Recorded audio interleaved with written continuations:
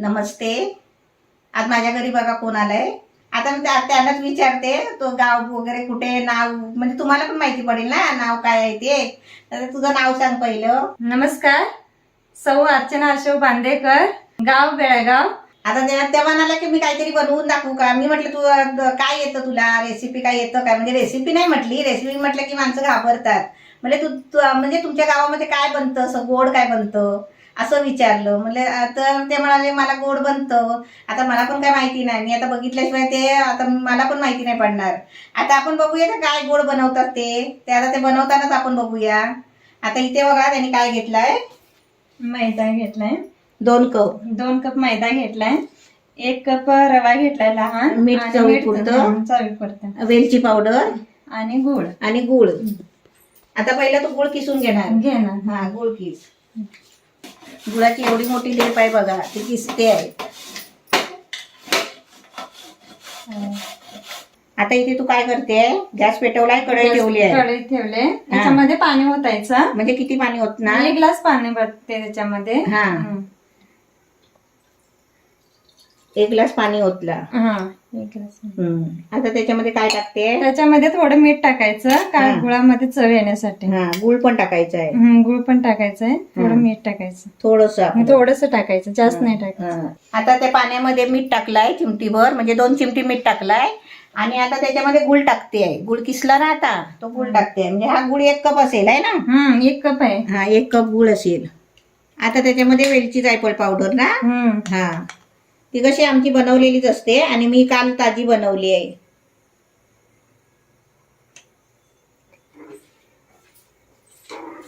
आता गुळाचं पाणी उकळलं ना, त्याच्यामध्ये रवा मिक्स करायचा आणि नंतर मग घट्ट होईपर्यंत शिजवायचं.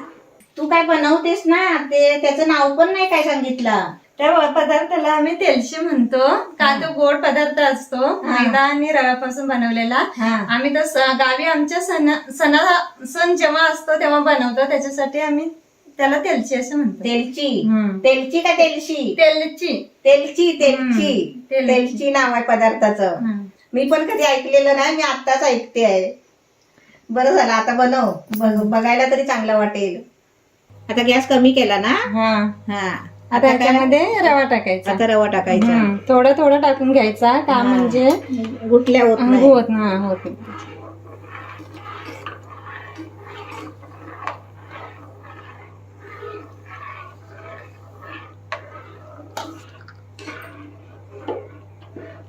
आता गॅस फास्ट ठेवायचं, का म्हणजे हा, ते पटकन शिजवून घ्यायचं.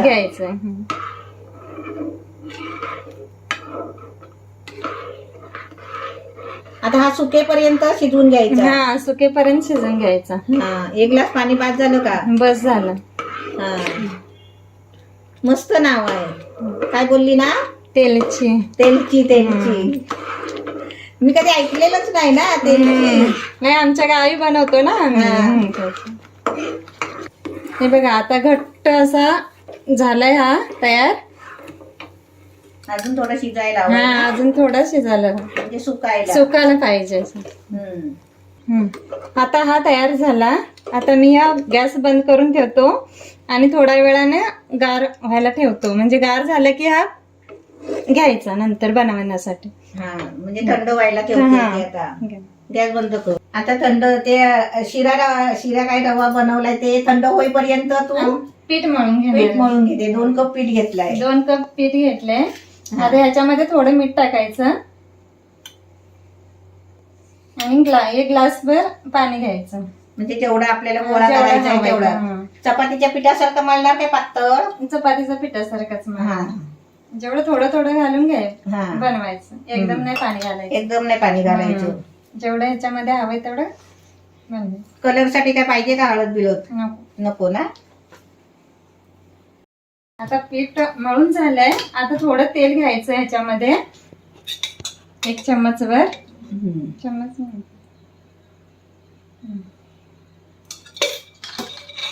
मळून 10-15 मिनिटं असंच ठेवायचं.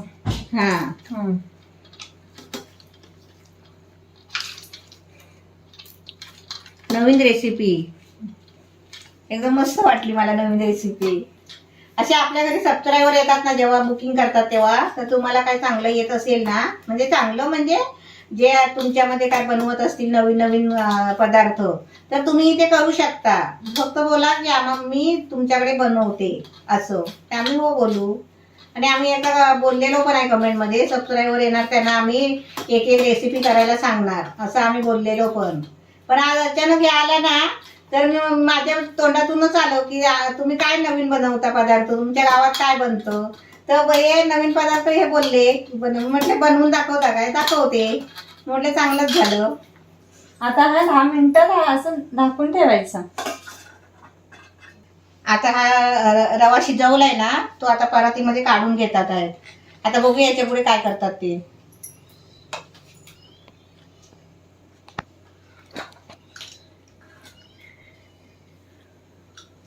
गुळाचा आहे ना तो तिखट झाला आहे.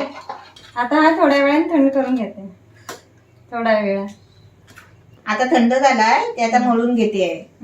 हाताला थोडं पाणी लावून घ्यायचं. पाणी लावायचं? हा, का म्हणजे चिकटणार नाही ना त्याच्यामध्ये, पाणी चिपकत नाही. आणि असं घट्ट जर थोडं मळून घ्यायचं. मस्त. बेळगावची रेसिपी होय ना? बेळगावचे ना तुम्ही? हो, बेळगावची रेसिपी मस्त. आता काय करायचं? झालं आता ते बनवायला घ्यायचं. आता गॅस पेटवलाय आणि तेल गरम करायला ठेवलाय. तेल गरम करायला ठेवलाय. आता ते कशा बनवतात ना ते आता आपण बघूया. तेल गरम होतोय तिकडे. आता घे तू बनवायला कसं ते. मी नावच विसरते. काय बोलती? अर्चना. नाही याचं तेलची. हा तेलची लिहून ठेवला पाहिजे नाव. तेलची. असं थोडं घ्यायचं आणि असं. गोळी केवढी घेतलीस तू? एवढी छोटीच घ्यायची. याच्यामध्ये सारण भरायचं. सारण जास्त भरायचं गोळीपेक्षा. गोळीपेक्षा जास्त भरायचं.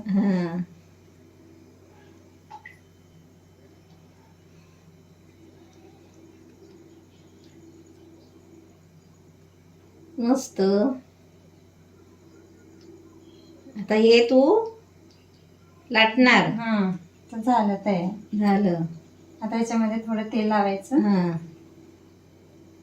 आणि तेलानेच लाटायचं. तेलानेच लाटायचं. आता मी लाटून घेते. पातळ लाटायचं काय? नाही तर जाडसरच ठेवायचं. जास्त पातळ लाटायचं नाही.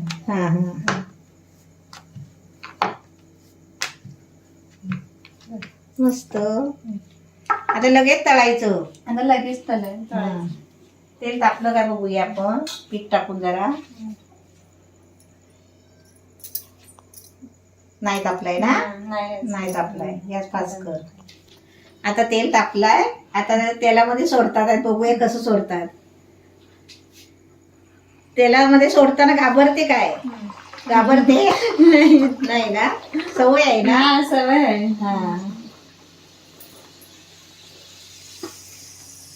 वर आली.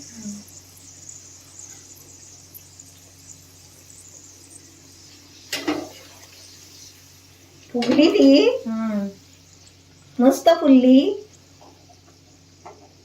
आता बारीक गॅस केला. आता परतायची.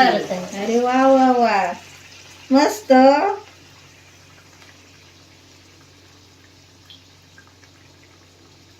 आधी माहिती असतं तर काजलच्या हौशाला यांना बोलवलं असतं असे पदार्थ बनवायला. आमच्यात 5 पदार्थ बनवायला लागतात हौशाला. हो गौरीच्या. लय मस्त.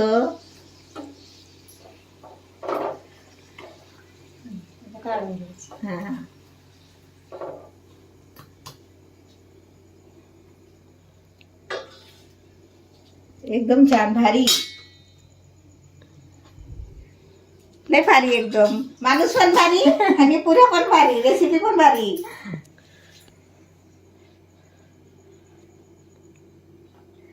आता हे दुसरं आता ते करून घेतात आहे. आता असे 2 करून दाखवतील तुम्हाला. आणि बाकीचे ते करून घेतील.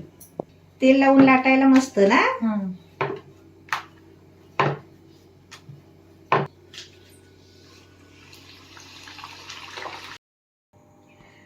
आम्ही काय मोजल्या नाही, म्हणजे एवढ्या भरपूर साऱ्या पुऱ्या झाल्या आहेत आणि एक पुरी फुगायची राहिली नाही. सर्व फुलल्या होत्या, एकदम मस्त टम फुलल्या होत्या पुऱ्या.